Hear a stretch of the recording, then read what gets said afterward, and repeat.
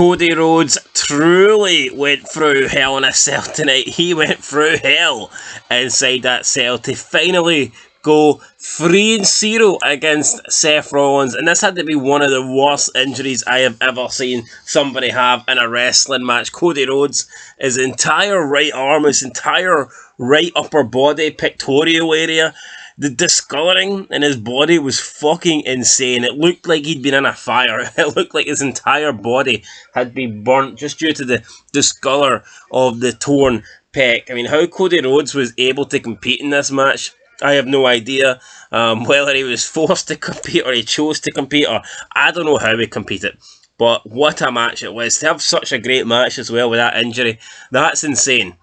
Thought the opening match of this show was good. I thought, you know, that's probably going to be match of the night, but damn, that Hell in a Cell match really did top the entire show. So we're going to review it from start to finish, and we start it with the Women's Championship Triple Threat match. It was the champion Bianca Belair versus Asuka versus Becky Lynch.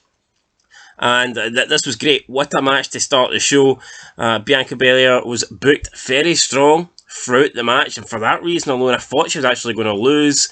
Becky and Asuka both came so close to winning it several times. Becky hit the Beck's bottom, Asuka had her Asuka lock applied, and it looked like we might get a new champion, but it was Bianca Belair that managed to retain the title after about 20 minutes, and it was a great triple threat match. I came into this not really expecting much, but damn, this match was really, really good. It was Bianca Belair that defeated Asuka after Becky hit the Becky bottom on Asuka. She went for the pin. Bianca got in, threw Becky outside the ring, and stole the cover, stole the 3 count. So Bianca Belair winning effectively of Becky Lynch's move. So I'm assuming we're going to get Bianca versus Becky in a rematch sometime down the line, as Becky will probably say she had the match won and Bianca screwed her or whatever. I mean, I don't really like Bianca.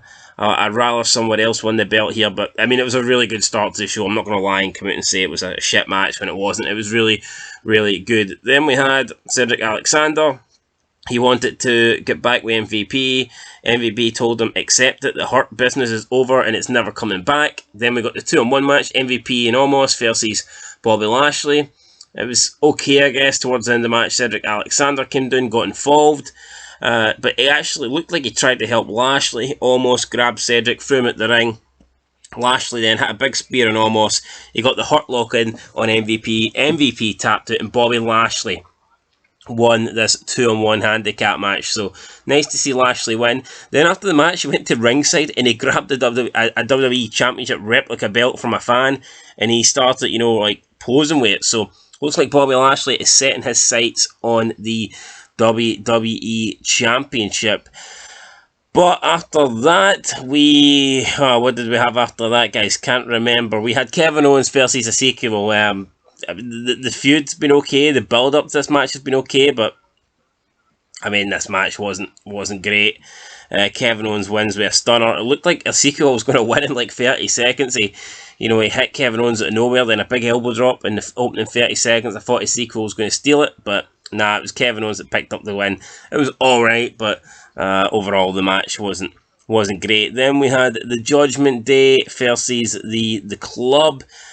I gave my thoughts on this so many times. Women and men teaming up together just doesn't work. Intergender matches do not work when you can't have physicality between the men and the women. It's just stupid, especially in like mixed tag matches. You can't have the psychology of a tag match, just doesn't work. You can't have, because if a woman tags in, then the other woman has to come in. So you just naturally, you can't have the heel team, dominate the babyface team with women in there. It's so stupid. In 2022, if they want a woman to be in a male stable, it has to be in a non-wrestling capacity. It has to be as a manager. I don't think Rhea Ripley was a good fit for Judgment Day. I don't think any woman would be a good fit for Judgment Day. But if they really wanted to, they could have probably put Alexa Bliss in and just had her be the manager. Just have her do the promos.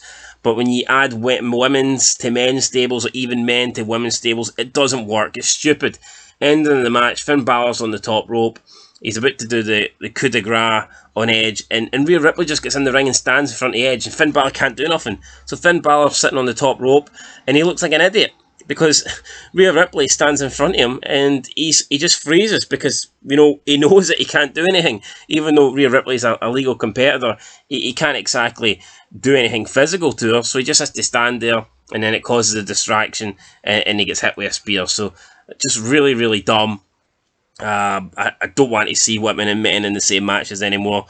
I'm not saying that the men and a woman should have like a full on brawl, but the fact that they can't even get physical is dumb. I mean, the fact that a man can't even like hit a clothesline on a woman is insane. It's stupid. If you can't have any physical contact, then why have them in the same match? Why have them in the same segments? It's stupid. It doesn't make sense. It makes the matches awkward. And this match was very awkward. We then had Bobby Lashley he didn't really thank Cedric Alexander. He said he's proud of him for standing up for himself, but he warned him not to get involved in any of his matches going forward. We then had Madcap Moss versus Happy Corbin. Extreme, anything goes, no holds barred match. I mean, it was okay. Corbin ended up leading on a stretcher. Big win for Madcap Moss. He put Corbin's head in a chair and pretty much slammed him on it. So, yeah, Corbin out, injured. Who knows? Left on a stretcher. Then we had Mustafa Ali versus Austin Theory. I mean, didn't really care for this match. I mean, this was supposed to be the big title match of the night, and I had pretty much zero interest in it. Austin Theory retained with the A Downtown, or whatever he calls his finisher, and he's still the champion. So nice to see Austin Theory retain the title. And then it was Hell in a Cell time with Seth Rollins come out with a polka dot attire. Obviously, he wasn't really paying tribute to Dusty Rhodes. He's trying to get in the head of Cody Rhodes, and that's all fair enough. Then Cody Rhodes comes out, the American Nightmare. He takes off his robe, and holy shit, like I said, the injury, the discoloring of his entire upper body, his right arm, this was insane. How this guy competed with this injury, honestly, I don't fucking know. The majority of the match, Seth Rollins was targeting the injured area as well. Seth Rollins dominated the early going. Cody Rhodes then came back. Cody Rhodes was put onto a table. Seth Rollins went for a frog splash, went flying through the table. Rhodes then made a comeback. He was fighting back. Rhodes grabbed a bull rope and he taped it onto his arm. He strapped it onto his arm, and then he challenged Seth Rollins to face him in a bull rope match. Seth Rollins then tied himself up. They had the bull rope match. They went back and forward. Table got placed in the corner. Cody Rhodes went for the crossroads. Rollins countered it, hit a running powerbomb through the table. I mean, this was all insane. Then a sledgehammer came into play. Seth Rollins tried to hit Cody with a sledgehammer. He missed. He hit Cody Rhodes with a pedigree. Cody Rhodes kicked out. Cody Rhodes hit Seth Rollins with a pedigree. Seth Rollins kicked out. Then Seth Rollins hit Cody Rhodes with the crossroads, but Cody Rhodes rolled through. And while Seth Rollins was trying to do a secondary crossroads, Cody Rhodes hit a crossroads of his own. And then Cody Rhodes hit another one. And then Cody Rhodes grabbed the sledgehammer and hit Seth Rollins right in the head. And that was it to win the match. He finally got the 3 count, and he's now 3 victories in a row over Seth Rollins. This match was really good.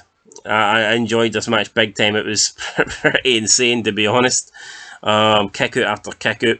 It wasn't brutal, but it was pretty hardcore. I mean, Cody Rhodes deserves a lot of respect. Cody Rhodes is hardcore after this match. You can't deny that. Cody Rhodes is pretty damn tough, I think it's fair to say. But yeah, guys, that is going to do it then. That is your WWE Hell in a Cell review. I thought the show started off really good, that Triple Threat women's match, and then the show ended fantastically. So everything else in between, in my opinion, was average at best, unfortunately. But the opening match and the main event were great. I cannot deny that. They were really, really good. I thought NXT in Your House last night was good, but this was a lot better. And in terms of the open, it was pretty similar. The opening match last night and the main event match were the two standout matches, but what WWE done tonight in the Hell in a Cell it topped that. So I'm going to give this pay-per-view, I'm going to give it a 5 out of 10. And that's purely because I felt everything else in between wasn't that good. But the main event was great, and the opening match was good as well. But everything else kind of did suck in between. Well, not suck, but it was, like I said, it was average at best. And yeah, we'll see what happens going forward. But WWE need to get the titles off Roman Reigns. They need to get the WWE Championship back on Raw, and they need the Universal Championship regularly on SmackDown. This Roman Reigns holding both belts hostage just isn't working. It's actually embarrassing that there was only one SmackDown match tonight. It's the second pay-per-view in a row. There's been no world title match. It's not good enough. Wrestling needs world titles, and at the moment, Roman Reigns is holding them both hostage. So something needs to change. Hopefully it does. Could you imagine how much better this Hell in a Cell match would have been if it was for a title? We see Bobby Lashley holding up a title. We just need the world titles back. We need the world titles back in the up for grabs. It's as simple as that. I mean, Roman Reigns has had his run. He's held the belts long enough. Let's get the belts off Roman Reigns, and let's get some world title matches back on these shows, because it needs it big time. But I'm giving it a 5 out of 10, guys. Let us know what you think down below. I'll catch you in the next one. But until then, peace.